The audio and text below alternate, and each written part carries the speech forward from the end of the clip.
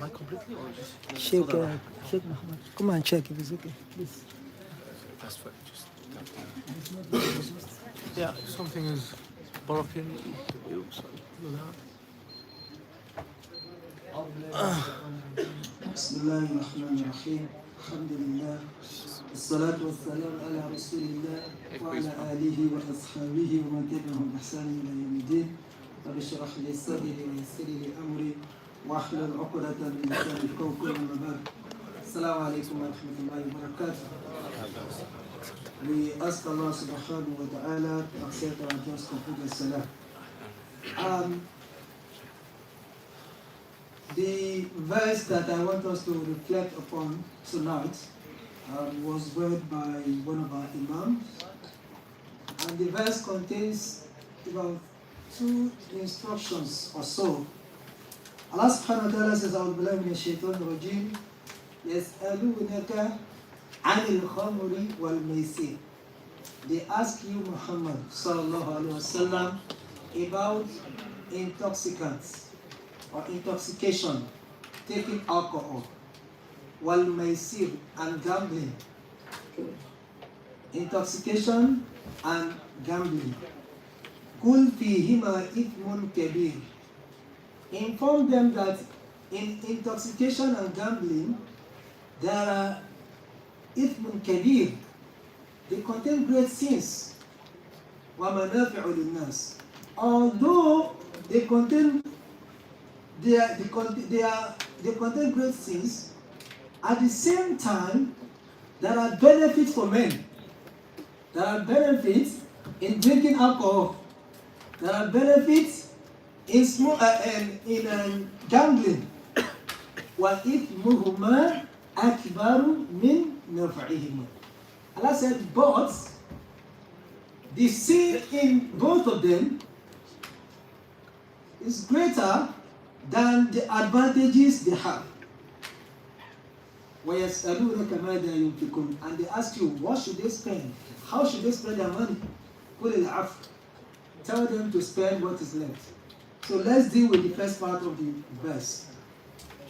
Now, from the verse I have quoted, our scholars, they deduct an important ruling. That if Sharia says something is haram, it doesn't mean that there is no advantage in that. There is no benefit in it. And if Sharia says something is halal, it doesn't mean there is no harm in it. But if Sharia says it is haram, if you examine that thing critically, you will see that the harm in them is very, very great compared to the benefit in them. And if Sharia says something is halal, it doesn't mean that it doesn't have its own disadvantage, but the proportion of advantages it has is much more compared to the disadvantage. And the scholars would use this principle to judge and to give Islamic rulings on new things that were found in our modern days that were not found in the time of the Holy Prophet Muhammad sallallahu alaihi wasallam. Now let us be specific now. This verse is saying, it doesn't say you should abstain from alcohol yet. Because the verses that talk about alcohol prohibition in the Qur'an, they came in 4 stages. Now this is the 3rd stage. Okay? Now the 4th stage, we are going to get to it in Surah Al-Ma'idah, where Allah says it is completely haram. Do not go near it. So, if you are a Muslim that drink, it is haram, you must not go near it. And if you are the type that play lotto or lottery, gambling, you want to donate £1 to get 100 million pounds. And I said, yes, you may be able to get it, but for majority of people, the harm in it is a lot of people have gone into bankruptcy because of gambling. So Allah says you should avoid it. The sin in that is very, very great. If you are going to be rich, you are going to be rich by the grace of Allah.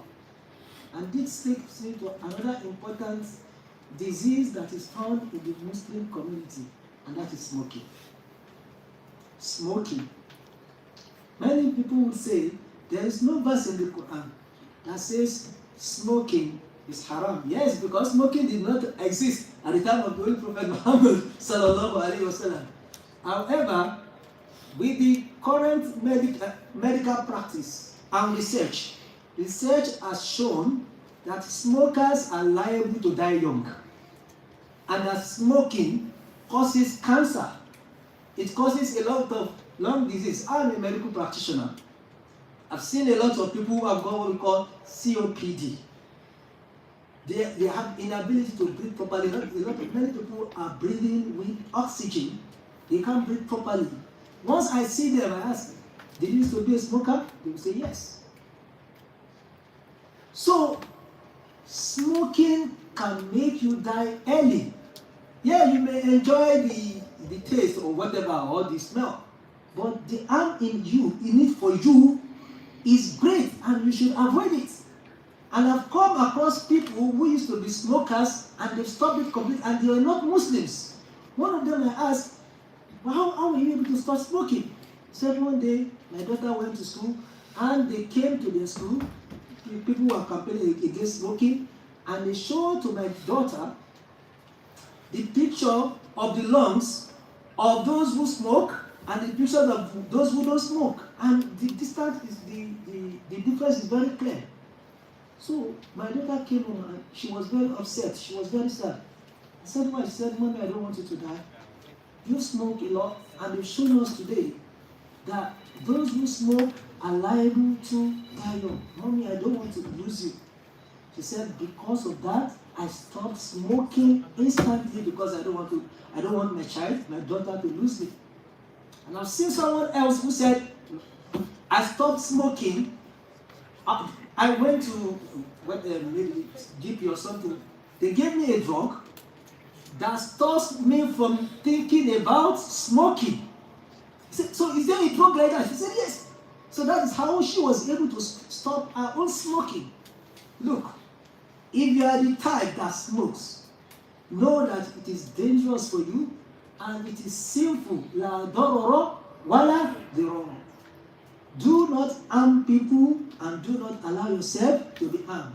When you smoke, it is harmful for your own health, and it is harmful for the health of those people around you that perceives the odor of the smoke. So you are harming yourself, and you are harming others, and you are harming your family. Do you like your daughters and your children and your sons to be orphans? Would you like that?